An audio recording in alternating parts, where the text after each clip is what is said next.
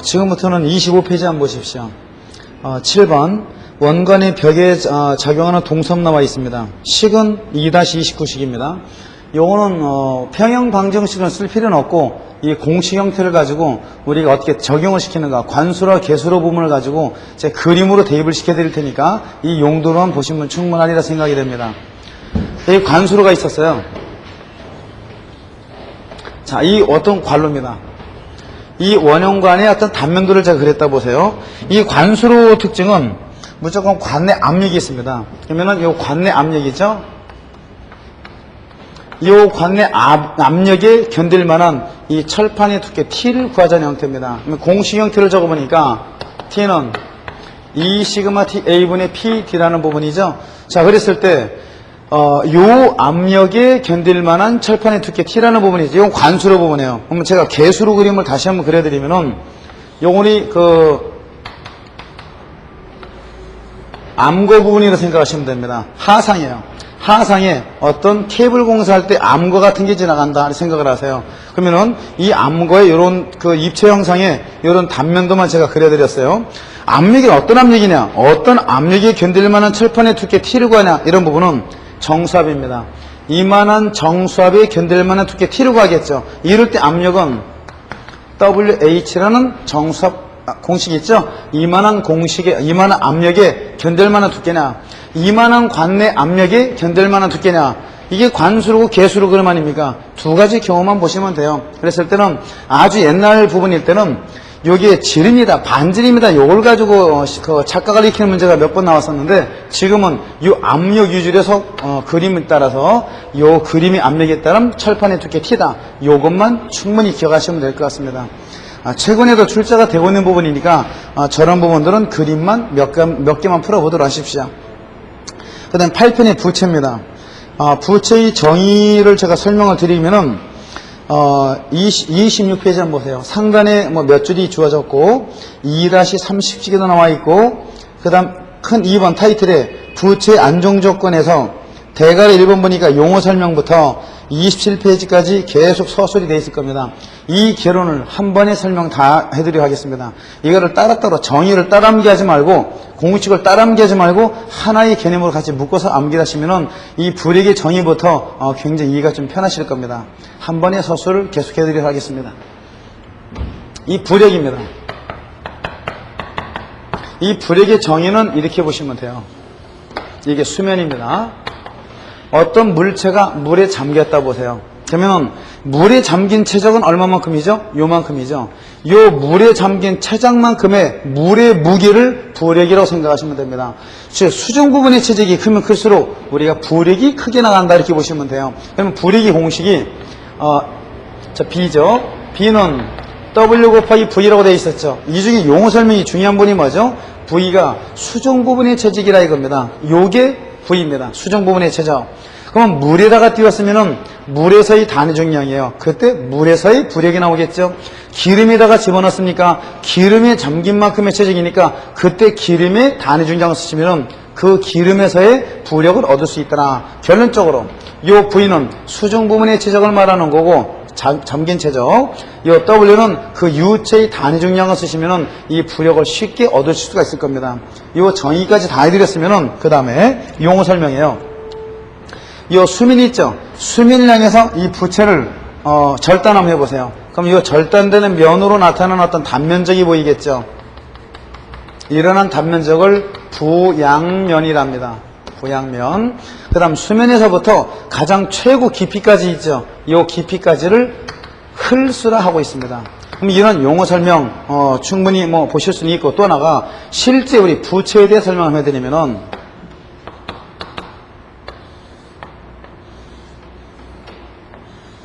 여기 부채가 입체 형상으로 이렇게 그림이 그렸다 보세요. 자, 그러면은 하나의 단면도를 보겠습니다.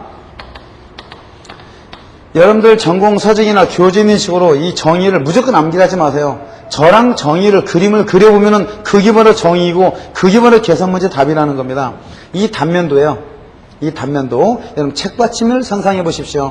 책받침을 가지고 연필로 딱 세워보셨죠, 어렸을 때. 그때 이 단면에 전체 무게중심을 지락합니다. 그게 중심이랍니다. 즉 무게중심이라는 표현이었어요. 그 다음 아까 부력을 뭐라고 설명해 드렸습니까? 물에 잠긴 체장만큼이라고 그랬으니까 요 수중 부분의 단면만 보겠습니다. 이 단면의 가장 무게중심이 어디예요? 약 요 정도가 지키겠죠?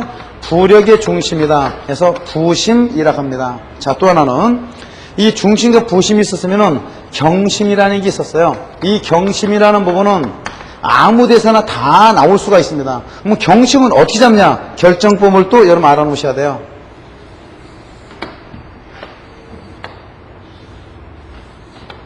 이 부채가 기울어졌다 보세요. 기울어졌으면은 이게 원래 중심선이죠? 센터라인 축이고 부심을 잡아보겠습니다. 물에 잠긴 체적이 어떻습니까? 이렇게 약간 기울어졌죠? 경사져 있으니까 당연히 도형이 좌측으로 이동했으니까 부심의 이동점이 C-로 쓰겠습니다. 여기서 연직 상향선을 올리세요. 원래 중심선이 있죠? 만나는 교점이 나타나죠? 이 교점을 경심 M이란다 이겁니다. 그러면 경심 결정법도 알고 계셔야 돼요. 그럼 제가 또 하나 여러분들한테 질문 한번 던져볼까요? 중심과 부심을 정확하게 이해를 했나 못했나 물어보겠습니다. 중심이 부심보다 위에 있는 건 사실이죠. 그런데 항상 위에 있습니까?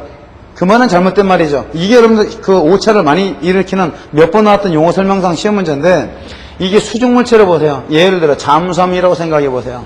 잠수함. 그러면은 물에 완전히 잠겼었죠. 이 단면의 가장 중심이 뭐죠? 무게중심 G라는 겁니다. 그런데 부심을 찍어볼까요? 완전히 물에 잠겼으니까 이때 무게중심도 C하고 똑같겠죠. 아하, 중심과 부심이 완전히 같이 일치를 하는 물체는 수중물체일 때는 일치할 수가 있으니까 중심이 항상 위에다. 이런 내용은 잘못됐다는 표현이었어요. 자, 이런 부분들 특기사항 있게 기억을 하시고요. 자, 또 하나 용어 설명이 MG입니다. MG. 이 거리를 경심고라고 합니다.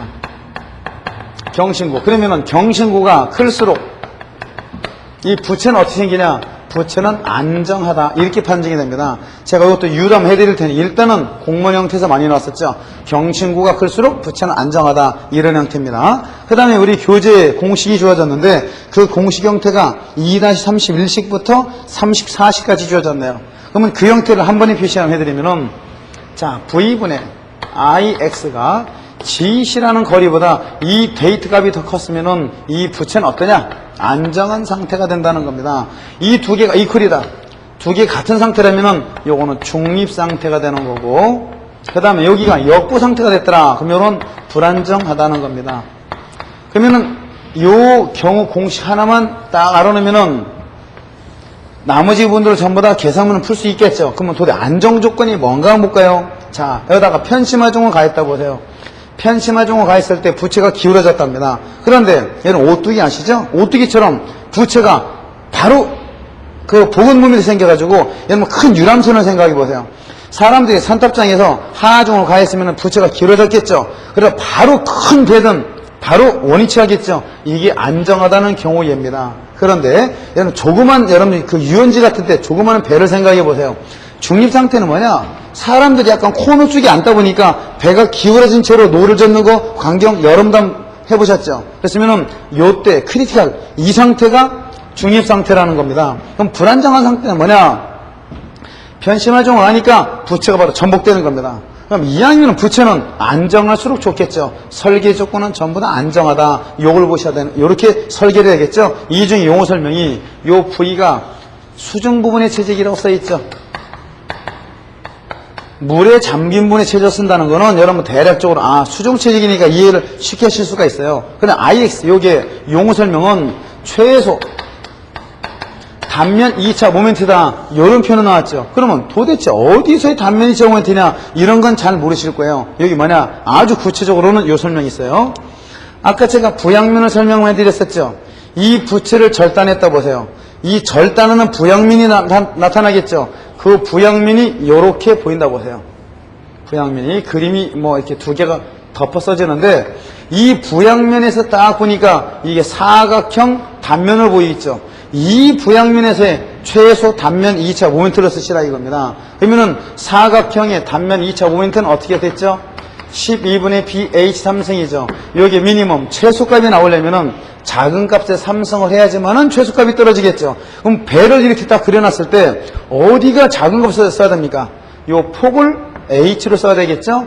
그 다음 배의 길이를 B라고 써야지만은 요 부채 단면에서의 최소 단면 2차 모멘트가 떨어지겠죠. 요 부양면에서의 최소 단면 2차 모멘트 써야 되더라. 요 부분을 기억을 하시라 이겁니다. 자, 현재 여기가 저기가 27페이지 10까지 설명을 다 해드렸는데 우리가 조건을 또 하나 보세요. 27페이지 대가로 2번 한번 보세요. 부채 안정조건에서 나와 있죠. 자, 동그라미 1번 한번 읽어보겠습니다. M이 G보다 위에 있으면은 그 다음 부채는 안정하다. 확인하십시오. 그럼 밑에 그림 2-21을 보세요. A번 그림 보겠습니다. M과 G만 확인하세요. M점이 G보다 위에 들어있죠. 부채는 화살표를 따라가서 그 모멘트를 연상해 보십시오. 복원 모멘트가 나오고 있죠. 부채는 안정하다는 경우입니다. 그 다음에 이제 동그라미 2번을 보세요. M이 G보다 R이 있으면 부채는 불안정하다 되어 있죠. 그림 B를 보세요. 자, M과 G만 보세요. 연직선상 축을 따라가세요. 연직축을. 지금 그림이 이렇게, 요런 방이 되어 있죠. M과 G와 그냥 연직축을 따라가셔야 됩니다. M이 G보다 아래쪽에 위치하고 있겠죠. 화살표를 따라가서 한번 보세요. 당연히 부채를 전복시키는 전복 모멘트가 나타나겠죠.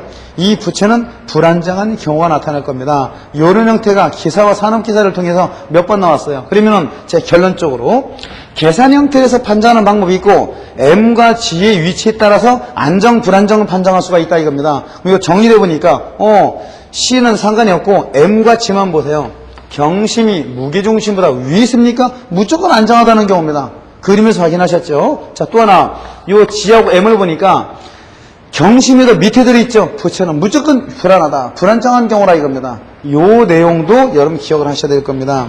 자, 그러면은, 28페이지 한번 보세요. 이 상대적인 평형이라 이런 부분이 주어졌죠. 이 상대적 평형 시험 문제인데 우리 최근 경향상 난이도가 상당히 떨어집니다. 개인적인 그 부분으로서는 별로 악센트를 드리고 싶지가 않습니다. 하지만은 요 9편 중에서 중요한 부분을 먼저 한번 체크 좀 해드리죠. 2-35식 나왔죠. 그 중에서도 제일 중요한 부분이 2-35식입니다. 문제 문항수가 제일 많이 나왔다 볼 수가 있습니다. 그 다음에 2-36과 7식은 최근에 시험 문제 한번 나오게 나왔습니다. 산업기사에서. 그런 나왔지만은 어려움 없이 암기할 수 있는 별로 중요하지 않은 공식 형태가 됩니다. 그 다음에 29페이지를 한번 보세요. 3번에 회전 등가속도를 받는 액체에서 그림 2-26도 주어졌죠. 요거는 특기사항이 2-38과 39식을 이용해서 요거 얻으라는 계산 문제가 기사시험에 한 번 나왔습니다. 그런데 한 문제 나온 걸 가지고 암기 하실 분은 하시는데 시험에 나왔기 때문에 공식에다가 검정 색깔칠은 제가 해놨습니다. 하지만 별로 많이 나온 식도 아니고 그래도 필요한 부분이 2-40식을 보세요. 그 바로 오른쪽에 참고를 한번 보겠습니다. 물의 회전이 pz에는 영향을 미치지 않는다. 이 단어를 더 강조를 해드리겠습니다. 그럼 여기까지 서술 중에서 제가 2-35식을 먼저 설명을 드리고 그 다음에 아까 2-40식 부분에 참고란이 있죠. 그 부분 위주로 해서 제가 설명을 드리도록 하겠습니다. 자, 이 경우는 쉽게 한번 보세요.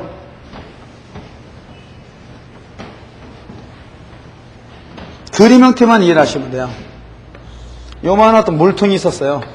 물통에 물을 담아놨어요. 수주에 물을 담아놨어요. 그냥 알파라는 가속도를 줬어요.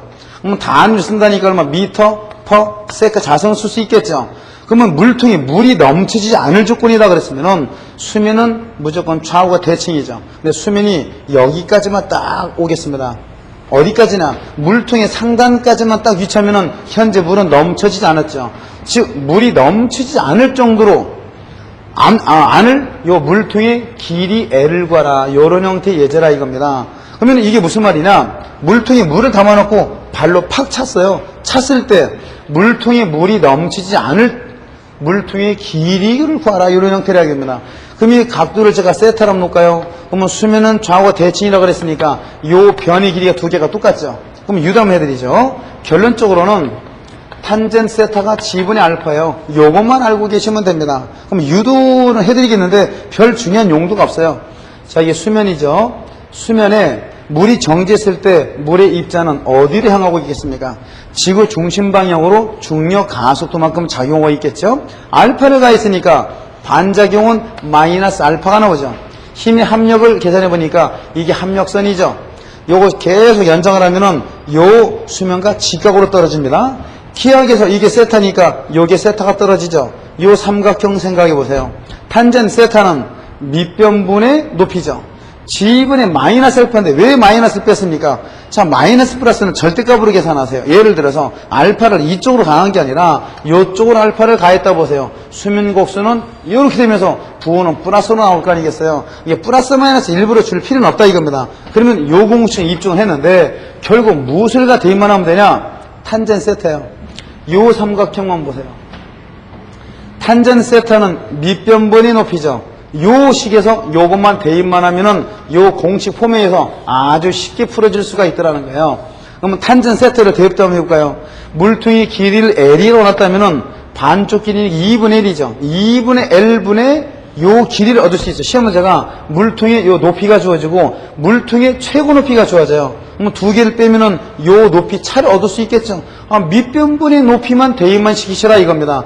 G는 중력 가속도, 알파는 시험 문제 나올 테니까 그때 물통의 길이 L 값을 얻을 수 있겠죠. 이 정도 수준입니다. 그러니까 여러분 처작에서 플러스든 마이너스든 그냥 우리 절대값 기울기를 본다 이렇게 생각하시면 됩니다. 이게 전체다예요. 그 다음에 오른쪽 페이지에 회전 물통 볼까요? 이게 최근에 문제가 또 나왔었는데 이렇게 한번 보세요. 이게 물통입니다. 물통에 물이 잠겨 있었어요. 물통이 물이 정지했으면은 이 바닥면이 받는 압력은 모든 정수압은 어떻게 작용된다고 그랬습니까? 면의 직각으로 작용하겠죠. 이때 H라고 수심을 H로 놓는다면은 수압 P는 얼마가 나왔어요?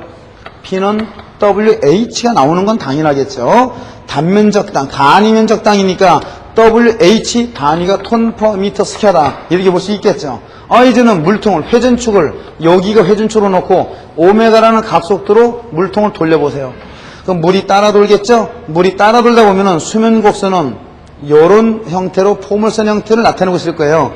그러면은 보세요. 물은 따라 돌죠. 따라 도니까 결국에는 유속이 있죠. 그럼 동삽이냐? 그게 아니라 이겁니다. 물통의 벽면과 물의 입자를 보세요.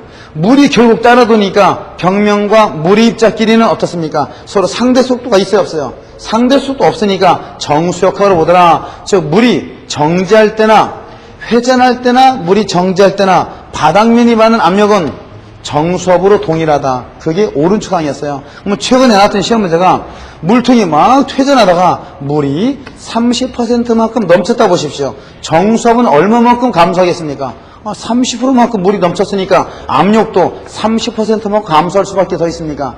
이런 형태만 기억하시라 이거예요. 그랬을 때 우리 교재를 한번 보니까 제가 아까도 전수해 드렸다시피 2-38과 39식을 한번 보세요. 요거는 물에 회전을 줬을 때 물통에 요 최고 높이 요 부분하고 최저의 높이하고 요걸 HA라고 하고 H0라고 그랬을 때 이 높이를 얻으라는 문제가 공식 형태가 한번 나왔었어요. 그런 형태니까 나중에 여유가 있으면은 그때는 암기하십시오.